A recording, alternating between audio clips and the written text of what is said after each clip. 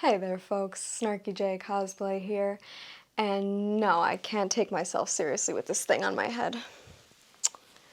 So, Snarky J here with my review of Matt Reeves' The Batman.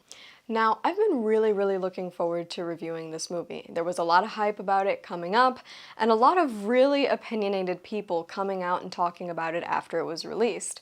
Took me a minute, but I think I finally have my thoughts together, and after having watched it not once but 4 separate times, I think I'm about ready to go. For the non-spoiler part of my review, I have to say I think this was a really solid movie. I would have to give it an 8 out of 10 rating. I know that sounds a little high, but I can justify it. I will say that the 2-hour and 56-minute runtime feels excessive. I think it gets a little self-indulgent at some moments, and it definitely feels really long during the last 25 to 30 minutes. However, this is a new portrayal of Batman / Bruce Wayne. It shows a new side of the character that we've never really seen live action before. This version of the Batman was heavily inspired by the Year One storyline, which is off-putting on film to some, but in my opinion, I thought it was really enjoyable. The score was phenomenal, if a bit familiar, and it does a great job of utilizing one of my favorite teen angst anthems of all time, Something in the Way by Nirvana. This movie is almost worth watching for the cinematography alone. I think a lot of superhero fare kind of ignores the aspects of cinematography that kind of make movies great, purely because so much of it is done on green screen. But this movie actually has a lot of practical effects and a lot of really beautiful shots worth enjoying. The movie also features some super compelling performances from actors Colin Farrell and Paul Dano, as well as Zoe Kravitz, and of course Robert Pattinson. The movie's certainly not without its flaws, but as I said, I found it really solid and I definitely enjoyed it, so I'm sticking to my rating of 8 out of 10. Now, let's get into the spoilers. The plot itself follows Bruce / Batman for about a week as he basically spends all this time trying to follow these riddles set up by the Riddler to figure out why it is that he's committing these crimes, what his next move is going to be, and to stop him. Fans of Batman's detective roots from older comics will really enjoy this. Matt Reeves took a lot of inspiration from the comic story The Long Halloween, which is easily one of the greatest Batman stories ever told, so it really makes for entertaining film. It's a great way to tell a story. It makes it a little more thriller than superhero film at times. And honestly, I almost found it comparable to Seven with Brad Pitt and Morgan Freeman, which I think is a really great film. It's dark, it's gritty, it's pretty graphic. As far as comic book movies go, it honestly feels a lot closer to 1994's The Crow style rather than anything Marvel or DC might have put out in recent years. Tied in with this really gritty plot is the blooming romance or lack thereof between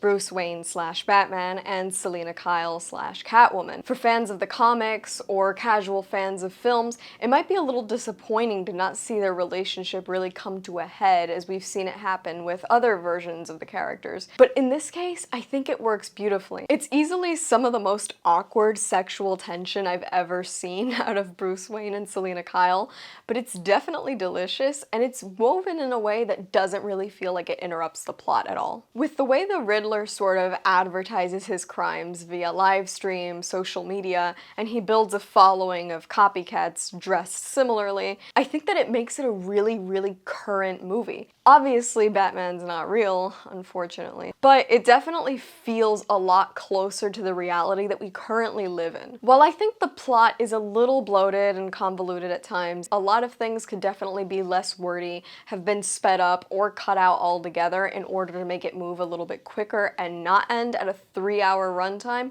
I think we get some amazing sequences that make it all worth it. The Batmobile chase is a beautiful example of tremendous action, and tender moments between Alfred and Bruce at the hospital, for instance, really show character development and action can go hand in hand, even if the result is 3 hours long. As far as character portrayals go, I think Robert Pattinson killed walking the line between Bruce Wayne and Batman. Christian Bale and Ben Affleck both played the more suave Bruce Wayne that we're more familiar with. He's more mature, he's confident, but this is a Bruce Wayne that doesn't really know how to be anything but Batman, and we can see that as he's dealing with anybody as Bruce Wayne. He's awkward, he's uncomfortable, but I think we're really seeing a Bruce Wayne that's trying to contend with all the trauma he still carries with him. He's really not ready to be Bruce Wayne and Batman separately. He can't walk that line just yet, and it makes for brilliant character development throughout. I think the transition from vengeance to hope at the very end is very well developed within the movie. As far as Selina goes, I'm still partial to Michelle Pfeiffer. I thought the exaggerated Catwoman walk and excessive gum chewing were a little annoying, but I loved how raw she felt. I think one of the major issues when writing Catwoman is that it's really easy to make her just a sex symbol, but this movie does a lot more for her,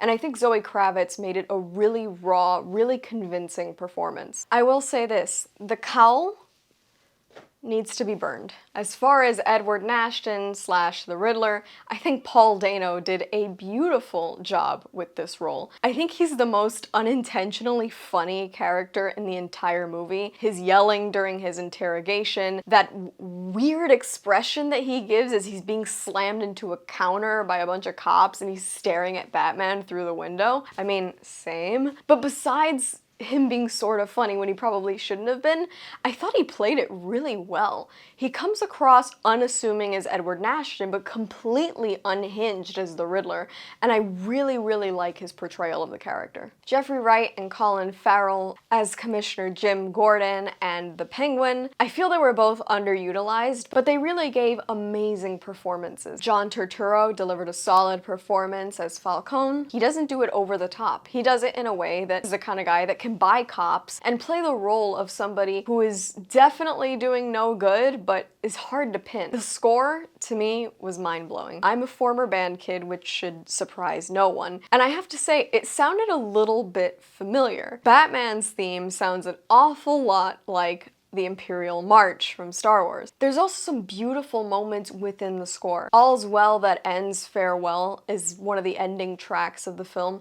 and it's gorgeous. It feels like it leaves open doors. It's sad and it's pretty at the same time. You really feel the struggle of the characters within the music, and I think that that's beautiful work by Michael Giacchino. Character themes, Catwoman and the Riddler, both tie in with their respective characters, and they really have a lot of personality. Sometimes theme music can be a little over the top, maybe too on the nose, but these are executed perfectly. As far as scenes and cinematography, a lot of Gotham is shown. Architecture from New York, Chicago, and Gothic structures all come together to form what we know and love as Gotham. Most of the film, if not all of it, was actually filmed overseas in Europe, but they make it feel so familiar. I think it paints a really great picture of what this version of Gotham City is. Some shots that stick out to me, the shots of Batman and Catwoman talking on the roof, that beautiful golden light coming in. Every shot of the Batcave sticks out as well. This version of it, I think, is exactly what it should look like. There's literal bats flapping around. Bruce has his desk, the Batmobile is there parked under tarp until he takes it out for a spin. I think it works really, really well. I will say this version of the Batmobile is my favorite. If I'm not mistaken, it's based on a 1969 Charger or Challenger. It definitely takes inspiration from both of those classic Mopar muscle cars, and I think it makes for an absolutely amazing chase sequence. Probably the most picturesque and beautiful shot in the entire film, Batman leading everybody to safety out with that flare. The colors, the symbolism, it all really comes together to wrap up the movie in a way that doesn't feel dark and vengeful, but hopeful, and shows a transformed Bruce Wayne, a transformed Batman, and hopefully a transformed Gotham. So what's the future of this version of Batman? Well, as of the time of this recording, they have officially confirmed that the sequel is on the way, and I'm really excited to see what they do with it. Unfortunately, at the end of this film, they tease the coming of the new Joker. While I thought it looked great, and the deleted scene released at a later time looked great, I'm kind of sick of Joker reboots. I thought the last Joker, played by Joaquin Phoenix, was brilliant, but I don't really think we need to keep tying in the Joker. Batman has way more compelling villains, and some really cool storylines that haven't been explored live action yet. I personally would love to see them bring in the Court of Owls. I think that would be prime, especially for this version of Bruce Wayne. To wrap it up, personally, I think the best Batman is Christian Bale, if you ignore that terrible voice. The best Bruce Wayne is Ben Affleck, but my favorite Batman and Bruce Wayne is Robert Pattinson. This is the one that I personally relate to. I love the suit, I love the attitude, the music, I love this version of Gotham, and I love this version of Batman. This is a really long, heavy-hitting movie. I think it's maybe not an entirely fun superhero movie to watch, but as far as films go, I think it's really great. It feels a little bit like some really cool classics. It's a great watch. It's really true to the comics that inspired it. I have to stick with my rating of 8 out of 10. I personally loved it, and I would totally recommend checking out Batman The Long Halloween and Batman Year One if you're wanting to know a little bit more about why Matt Reeves made some of these choices in the film. Let me know your opinions in the comments section below. Thank you so much for watching. Please don't forget to like and subscribe. I've been Snarky J.